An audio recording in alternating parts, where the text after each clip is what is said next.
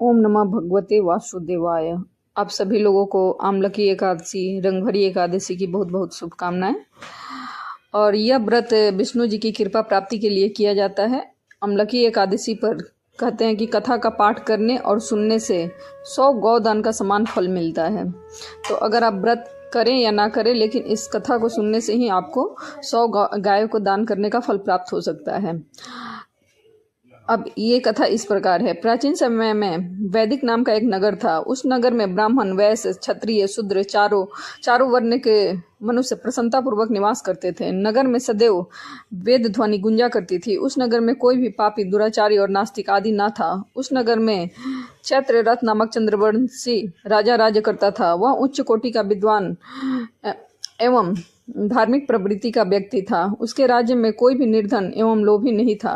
उस राज्य में सभी लोग विष्णु भगवान के अनन्य भक्त थे। वहां के छोटे बड़े सभी निवासी प्रत्येक एकादशी का उपवास करते थे। एक बार फागुन माह के शुक्ल पक्ष की अमलकी नामक एकादशी आई। उस दिन राजा एवं प्रत्येक प्रजाजन, वृद्ध से बालक तक आनंद पूर्वक उस एकादशी का उपवास किया। उस मंदिर में रात को सभी ने जागरण किया। रात के समय उस स्थान पर एक बहेलिया आया। वह महापापी और दुराचारी था। अपने कुटुंब का पालन वह जीव हिंसा करके करता था। वह भूख प्यास से अत्यंत व्याकुल था। कुछ भोजन पाने की इच्छा से वह मंदिर के कोने में बैठ गया। उस स्थान पर बैठकर वह भगवान विष्णु की कथा तथा एकादशी महात्म्य को सुनने लगा। इस प्रकार उस बहेलिये ने संपूर्ण रात्रि अन्य लोगों के साथ जागरण कर व्यतीत की। प्रातःकाल सभी लोग अपने अपने निवास पर चले गए। इसी प्रकार वह बहेलिया भी अपने घर चला गया और वहां जाकर भोजन किया। कुछ समय व्यतीत होने के पश्चात उस बहेलिये की मृत्यु हो गई।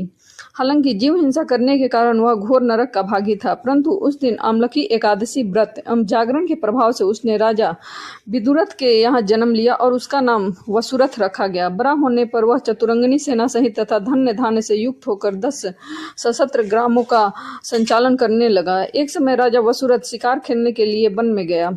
दैव योग से वन में वह रास्ता भटक गया और दिशा का ज्ञान न होने के कारण उसी वन में एक वृक्ष के नीचे सो गया।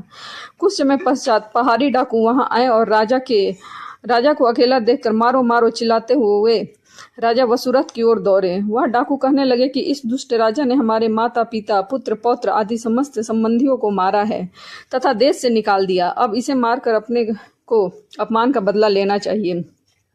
इतना कह वे डाकू राजा को मारने लगे। उस पे अस्त्र शस्त्र से प्रहार करने लगे। डाकुओं के यह अस्त्र शस्त्र राजा के शरीर को स्पर्श होते ही नष्ट होने लगे तथा राजा को वह शस्त्र पुष्पों के समान प्रतीत होने लगे। कुछ समय पश्चात प्रभु इच्छा से उन डाकुओं ने अस्त्र शस्त्र उन्हीं पर प्रहार करने लगे, जिससे वह डाकू मूर्छित हो गए।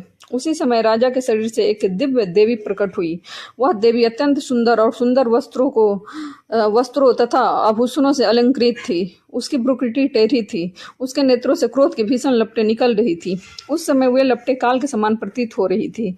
उसे देखते ही देखते उन सभी डाकुओं का समूल नाश कर दिया। नींद से उठने पर राजा ने वहां अनेक डाकुओं को मृत पाया और देखा। यह सोचने लगा कि किसने इन्हें मारा, इस वन में कौन मेरी हितैषी रहता है। राजा वसुरथ ऐसा विचार कर ही रहा था कि उस समय एक आकाशवाणी हुई, हे राजन, इस संसार में भगवान विष्णु के अतिरिक्त तेरी रक्षा कौन कर सकता है। इस आकाशवाणी को सुनकर राजा ने भगवान विष्णु का स्मरण कर उन्हें प्रणाम किया। तत्पश्चात अपने नगर को वापस आ गया और सुखपूर्वक राज करने लगा। महर्षि वशिष्ठ ने कहा, हे राजन, यह सब आमलकी एकादशी का व्रत का प्रभाव था। जो मनुष्य एक भी आमलकी एकादशी का व्रत करता है वह प्रत्येक कार्य में सफल होता है और अंत में वैकुंठ धाम को प्राप्त होता है। तो ओम नमः भगवते वासुदेवाय। और इस दिन व्रत अगर करना चाहिए तो ओम नमः भगवते वासुदेवा मंत्र का जाप जितना हो सके उतना करें। रात्रि में जागरण करें, भजन भाव करें। और ये रंगभरी एकादशी भी है, तो आप उस दिन कहा जाता है कि शिव जी पार्वती जी को पहली बार काशी ले गए थे, तो उस खुशी में उस दिन शिव जी और पार्वती जी को रंग और गुलाल लगाए गए थे। तो आप उस दिन शिव जी और पार्वती जी को रंग और गुलाल भी लगा सकते हैं, इसलिए इसका नाम रंगभरी एकादशी भी है। तो आप सभी लोगों को रंगभरी एकादशी, आमलकी एकादशी की बहुत बहुत हार्दिक बधाइयाँ। हर हर महादेव।